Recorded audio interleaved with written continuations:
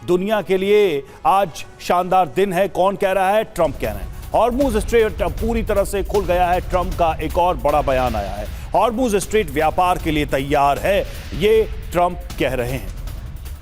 और हॉर्मुज पर ट्रंप का एक और बयान आया है। हॉर्मुज में सैन्य नाकेबंदी जारी है, समझौते होने तक नाकेबंदी जारी रहेगी, ये ट्रंप ने कहा है। यानी हॉर्मुज खुलने की बात भी कह रहे हैं, लेकिन ये भी कह रहे हैं कि अभी यहां पर ब्लॉकेट जारी है और समझौता होने तक ये ब्लॉकेट जारी रहेगा।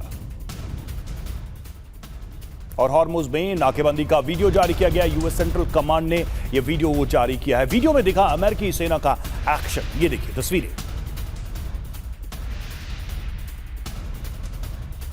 वहीं हॉर्मुज को लेकर यूएस सेना का बड़ा बयान। नाकेबंदी के लिए बड़ी सैन्य तैनाती, 10,000 से अधिक अमेरिकी सैनिक तैनात।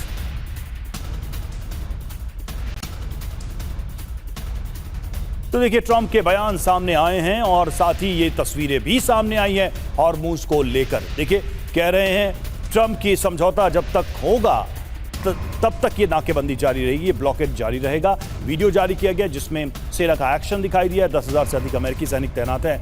त्रिपाठी जी, सवाल यहां पर यह है कि वो रीचिंग पॉइंट कोई दिख रहा है, कोई ऐसा कॉमन ग्राउंड दिखाई दे रहा है जहां पर अगली बार जब ये बैठेंगे तो सहमति बन पाएगी? क्योंकि 2-3 बातें तो ईरान बहुत साफ कह चुका है। अगर वो न्यूक्लियर एनरिच्ड न्यूक्लियर हैंडओवर कर देता है तो इस जंग का कोई मतलब नहीं था। अपने इतने बड़े नेताओं को खोने का कोई मतलब नहीं था। बिना शर्त वो हॉर्मुज को खोल देता है तो भी इसका कोई अर्थ नहीं था। मिसाइल प्रोग्राम, लेबनान, इन सब पर वो अग्री कर जाता है तो लड़ा ही क्यों ईरान फिर जंग?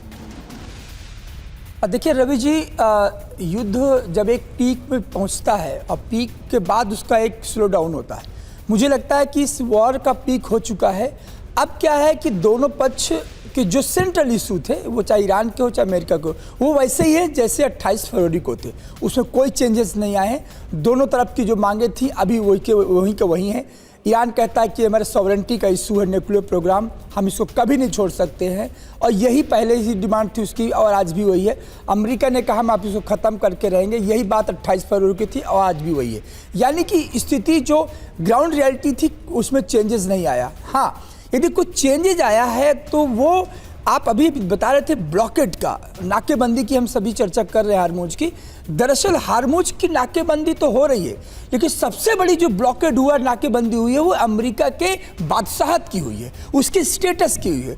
ट्रंप आज इस समय जो दिवालिया हो गया, इज द मैन ऑफ जो कैसे बैंक्रप्सी जो है पूरी तरीके से हो चुका है, इसकी नाकेबंदी हुई है कि आज जो 2 बड़े स्तंभ थे उसके मिडिल ईस्ट, गल्फ में और यूरोपियन कंट्री में, कोई उसके साथ मेरा सवाल वही था, कॉमन ग्राउंड ढूंढेंगे कैसे? नहीं, कॉमन उसी पर आ रहा हूं। का जवाब अमेरिका ने ब्लॉकेट से दे दिया और उसका हम दबाव ईरान पर देख रहे हैं। ईरान के हाल फिलहाल के जो फैसले हैं उसका भी दिख रहा है, टेबल पे आ जाना, हॉर्मुज को ओपन कर देना, एक रेवेन्यू का बड़ा लॉस ईरान को हो रहा है, ये सब समझ में आ रहा है। लेकिन कॉमन ग्राउंड क्या है? क्या न्यूक्लियर को लेकर कोई कॉमन ग्राउंड होगा? हॉर्मुज को लेकर कोई कॉमन ग्राउंड होगा? मिसाइल प्रोग्राम को लेकर कोई कॉमन ग्राउंड होगा?